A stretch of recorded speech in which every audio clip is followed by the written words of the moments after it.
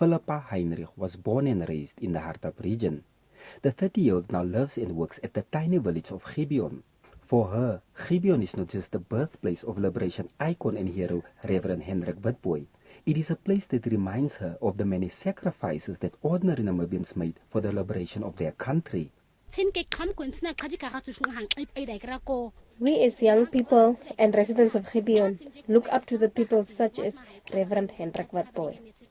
He was an exceptional leader and defender of equal rights for all in this country. Our parents never had the freedom of education and movement that we have today. If they had not sacrificed their time, energy, and for some even their lives, I would not have been here today as a young working woman. Our country is free and we have freedom of movement and settle whenever we want.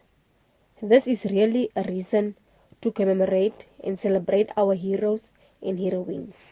Adam Saul is just 17 years old and is worried that many of his peers continue to take Namibian history and the history of Gibeon for granted. He says that the village of such historical significance for Namibia should be made a heritage site. Gibeon is a historical place. I don't know why it is not known as a heritage site in Namibia, but from my perspective, this is a place full of heroes. Our nation is known for our history.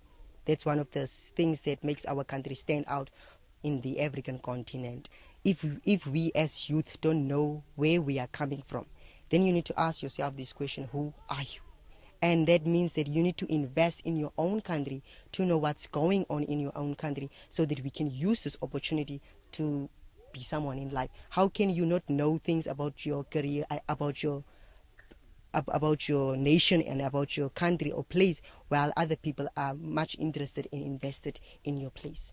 The first major teachers' boycott in Namibia and student strike happened in 1976, simultaneously with student protests in South Africa. Gibeon was the place where all striking teachers were gathered.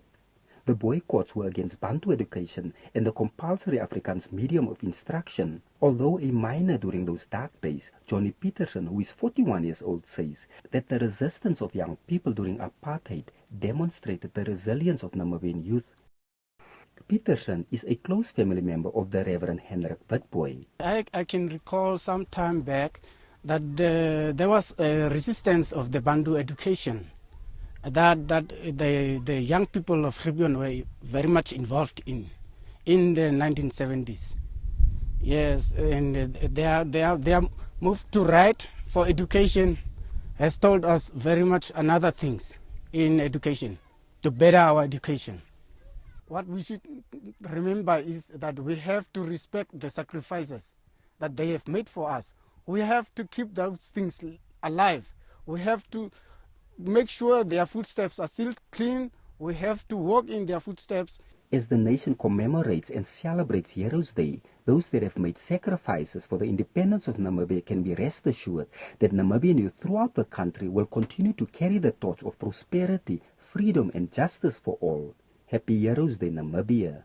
Na Tangwa Jimmy, NBC News, Gibeon.